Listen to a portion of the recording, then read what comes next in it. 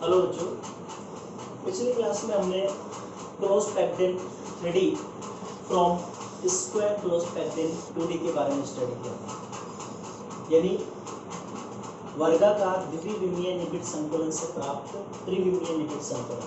यही था ना। आज जो अपना नेक्स्ट टॉपिक है वो है close packed in 3 dimension from hexagonal close packed in 2 dimension. ये अपना टॉपिक। और ये जो टॉपिक आप देख रहे हैं, हिंदी में अगर इसको बोलेंगे तो षटकोणीय द्विविमीय निबिड़ संकुलन से प्राप्त त्रिविमीय निबिड़ संकुलन। पिछली क्लास में एक ऐसा डायग्राम बना के गया था आपके सामने। ये जो लेयर है वो आपकी होगी षटकोणीय द्विविमीय निबिड़ संकुलन। ये कौन सा है? षटकोणीय द्विविमीय निबिड़ संकुलन। हिंदी में कहते हैं, इंग्लिश में कहते हैं hexagonal close packed in 2D। यही बनाया था, याद है? और मैंने ये कहा था कि इन स्फीयर्स के बीच में जो एम्प्टी स्पेस है, इन दोनों के बीच में जो रिक्त स्थान है उसको मैं स्मॉल a और स्मॉल b से रिप्रेजेंट कर रहा हूँ। इससे तो बेटा ये जो पॉइंट आप इस पे जूम करके दिखा रहे हैं हम, देखिए तो ये जो पॉइंट है ना, ये वॉइड है, इसको मैं स्मॉल a से रिप्रेजेंट कर रहा हूँ। ये जो है दूसरा, इसको भी स्मॉल a से रिप्रेजेंट कर रहे हैं। फिर नीचे आ जाइए, ये जो है इसको स्मॉल a से रिप्रेजेंट कर रहे हैं, ये जो है इसको भी स्मॉल a से रिप्रेजेंट कर रहे हैं। तो 4 स्मॉल a हो गए और बाकी जो बचे ये स्मॉल b, ये स्मॉल b, ये स्मॉल b, ये small b, small b, small b। तो इस डायग्राम में 2 टाइप्स के वॉइड है। एक को मैंने स्मॉल a से रिप्रेजेंट किया और एक को स्मॉल b से रिप्रेजेंट किया। स्मॉल a या b आप पढ़ सकते हैं, कोई सा उल्टा सीधा मान सकते हैं। ये small a, small a, small a, small a, small b, small b, small b, small b, small b, small b। ये मैंने 2 टाइप्स के वर्ड्स आपके सामने आपको समझाए। अब आपको सेकंड लेयर को अरेंज करना है, सेकंड लेयर को अरेंज करना है इस लेयर को। और कैसे अरेंज करना है वो ध्यान दें बेटा। Spheres of second layer, spheres of second layer are placed in the depressions of first layer. Spheres of second layer are placed in the depressions of second on the depressions of first layer। तो कहने का mean ये है कि ये जो AB आप देख रहे हैं, जिनको मैं वॉइड्स कह रहा हूँ, इनके ऊपर आपको सेकंड लेयर के स्फीयर्स को ऐसे अरेंज करना है। और कहाँ पे अरेंज करना है? ये जो डिप्रेशंस है, ये डिप्रेशंस जो आप देख रहे हैं, इन पे आपको अरेंज करना है। तो सेकंड लेयर के स्फीयर्स कहाँ पे अरेंज होंगे? Depressions which are formed by spheres of first layer। ठीक है। अब जैसे मैं इनको यहाँ से थोड़ी देर के लिए मिटा देता हूँ, ए बी को। देखिए मैंने ए बी को यहाँ से मिटा दिया है। ठीक है बच्चों। अब आपको सेकंड लेयर के स्फीयर्स को अरेंज करना है, तो मैं कहाँ पे अरेंज करूँ? देखिए बच्चा, मैंने एक स्फीयर यहाँ पे अरेंज कर दिया, ए बॉइड था ये। मैंने एक इसमें देखिए यहाँ पे ध्यान से ये अरेंज कर दिया, ये हो गया। ऐसे ही मैंने इस ए के ऊपर सेकंड लेयर का एक स्फीयर अरेंज कर दिया। ठीक है। ऐसे ही मैं आगे, ये भी ए ही आएगा, इसको आगे बढ़ाते हैं, ये भी आ गया। ऐसे इसको आगे बढ़ाइए, ये भी ए। तो मैंने एक रो बना दी सेकंड लेयर की। तो हिंदी में भी समझ ले साथ साथ, ये षटकोणीय द्विविमीय निबिड़ संकुलन था। उसमें जो ये वॉइड्स हैं, जो गर्त हैं, इनके ऊपर आपको सेकंड लेयर यानी दूसरी परत के गोलों को अरेंज करना है। ये वॉइड्स ए था, ये भी ए था, इसके ऊपर मैंने सेकंड लेयर के स्फीयर यानी दूसरी परत के गोलों को व्यवस्थित कर दिया। कैसे व्यवस्थित किया? एक दूसरे को स्पर्श कर दिया। जैसे फर्स्ट लेयर के स्पर्श कर रहे हैं, ऐसे सेकंड लेयर के भी आपस में एक दूसरे को टच करेंगे। अब ये डिप्रेशन बना, यहाँ पे देखिए ये अरेंज कर दिया मैंने। ऐसे ही इसको देखिए, ये अरेंज कर दिया। ऐसे ही इसको देखिए, मैंने ये अरेंज कर दिया। फिर आपको इसकी थर्ड रो बनानी है। देखिए, ये अरेंज कर दिया। आगे देखो, ये अरेंज कर दिया। फिर आगे देखिए, ये अरेंज कर दिया। फिर आगे देखो, ये मैंने अरेंज कर दिया। तो मैंने फर्स्ट लेयर के स्फीयर्स के ऊपर सेकंड लेयर के स्फीयर्स को अरेंज किया। और कहाँ पे अरेंज किया?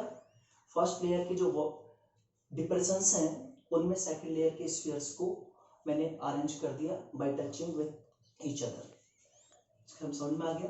तो फर्स्ट लेयर यानी पहली परत के गोलों के मध्य जो गर्त हैं उनके ऊपर सेकंड परत के गोलों को व्यवस्थित कर दिया। अब बेटा जब हम इस तरह से व्यवस्थित करते हैं तो टू टाइप्स के वॉइड्स का फॉर्मेशन होता है। और वो टू टाइप्स के वॉइड कौन कौन से हैं? एक होता है tetrahedral voids, tetrahedral void, tetrahedral void एक तो ये हो गया। एक होता है octahedral void, octahedral void. Tetrahedral void को हिंदी में कहेंगे चतुष्फलकीय छिद्र, चतुष्फलकीय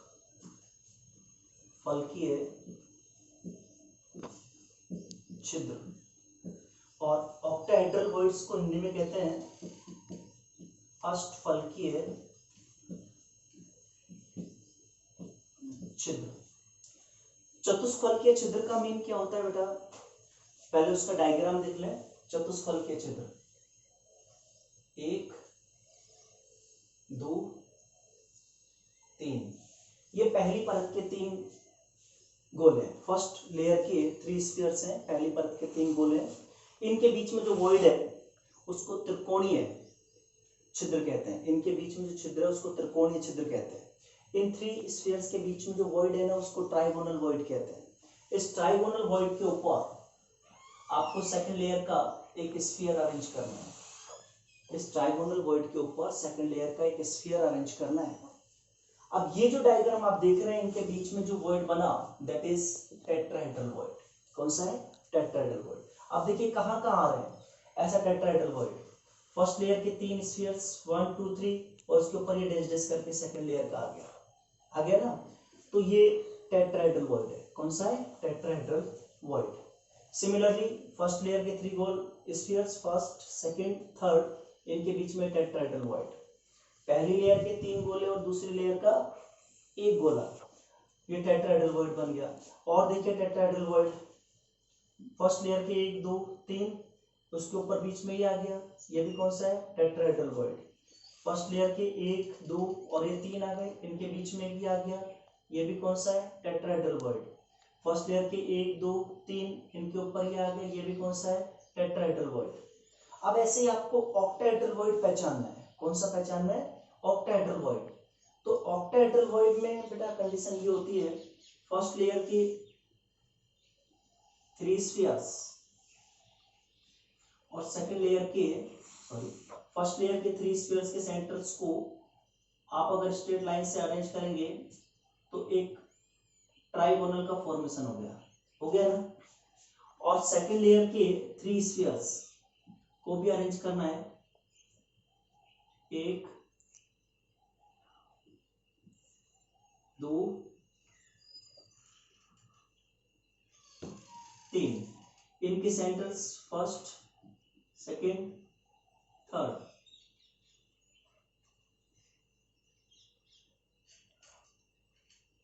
ऐसे किया तो भी ट्राइगोनल बन गया। ट्राइगोनल का जो हेड है एक दूसरे के अपोजिट है। तो इसमें टोटल कितने वॉइड्स कितने स्फीयर है? 6 ऑक्टाहेड्रल में। और टेट्राहेड्रल में कितने? 4। अब टेट्राहेड्रल वॉइड का मीन बेटा ये नहीं है कि उसकी जो शेप है वो टेट्राहेड्रल जैसी है, नहीं बेटा। लेकिन जिन 4 स्फीयर्स से वो फॉर्म हुआ है ना, उन 4 स्फीयर्स के सेंटर्स को अगर हम स्ट्रेट लाइन के द्वारा ज्वाइन करें तो एक टेट्राहेड्रल का फॉर्मेशन हो जाता है। Thus, that is why this void is called tetrahedral void. और ऑक्टाहेड्रल वॉइड का मीन ये नहीं है कि उसकी शेप ऑक्टाहेड्रल है, लेकिन जिन 6 स्फीयर से वो फॉर्म्ड हुआ है उनके सेंटर्स को अगर हम बाय स्ट्रेट लाइन ज्वाइन करें तो एक ऑक्टाहेड्रल का फॉर्मेशन होगा। दस that is why this void is called octahedral void. तो ये जो वॉइड बना ये आपका ऑक्टाहेड्रल वॉइड है। सबसे पहले तो इस क्लास में आपको ये समझना है टेट्राहेड्रल वॉइड, ऑक्टाहेड्रल वॉइड। अब ऑक्टाहेड्रल वॉइड में फर्स्ट लेयर की 3 और सेकंड लेयर की 3, देखिए फर्स्ट लेयर के 3 फर्स्ट सेकंड 3 स्फीयर और सेकंड लेयर के फर्स्ट सेकंड और 3 स्फीयर्स। तो ये कौन सा बना, ये ओ बना, कौन सा ओ। सिमिलरली फर्स्ट सेकंड थर्ड और फर्स्ट सेकंड थर्ड ये भी कौन सा बनेगा, ओ। सिमिलरली ये भी कौन सा बनेगा, ओ।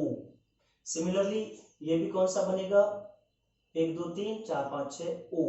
1 2 3 4 5 6 ओ। ऐसे बनाते जाओ। मैंने टू टाइप्स के वॉइड्स आपके सामने बनाए, एक टेट्राहेड्रल वॉइड और एक ऑक्टाहेड्रल वॉइड। टेट्राहेड्रल वॉइड का फॉर्मेशन 4 स्फीयर से होता है और ऑक्टाहेड्रल वॉइड्स का फॉर्मेशन 6 स्फीयर से होता है। टेट्राहेड्रल वॉइड को हिंदी में चतुष्फलकीय छिद्र, चतुष्फलकीय छिद्र का निर्माण 4 गोलों से होगा। 3 गोले एक ही परत के होंगे, चौथा गोला दूसरी परत का होगा। ऑक्टाहेड्रल वॉइड छिद्र का निर्माण 6 गोलों से होगा। 3 पहली परत के होंगे और बाकी 3 दूसरी परत के होंगे। ठीक है।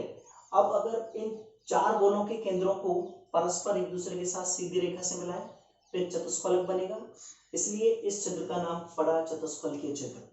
तो चतुष्फलकीय छिद्र का मीन ये नहीं कि उसकी आकृति चतुष्फलकीय, नहीं, जिन 4 गोलों से मिलकर वो बना है उनसे क्या बनना चाहिए, चतुष्फलक।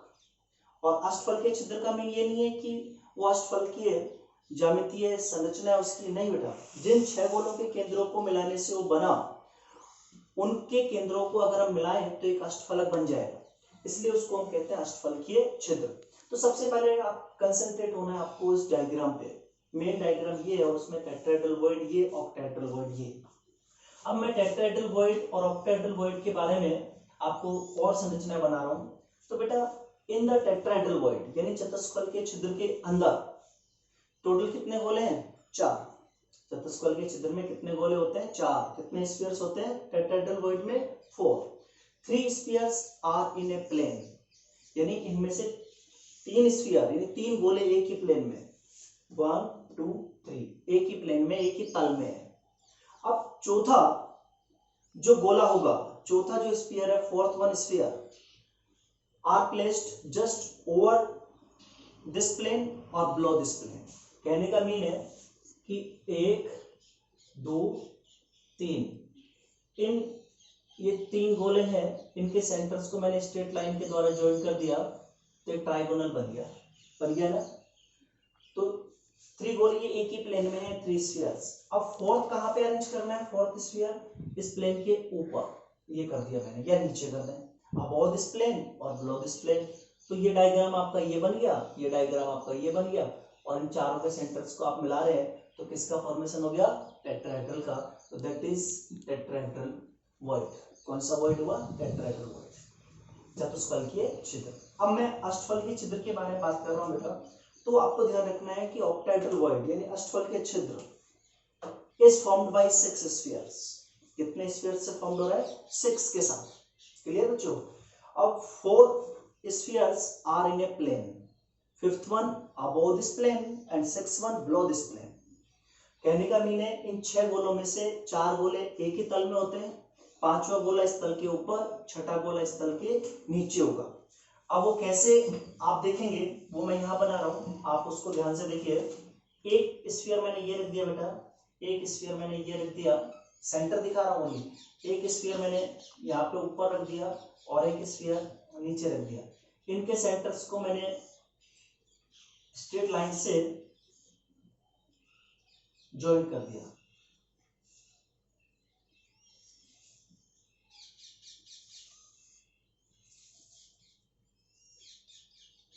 ये ज्वाइन कर दिया।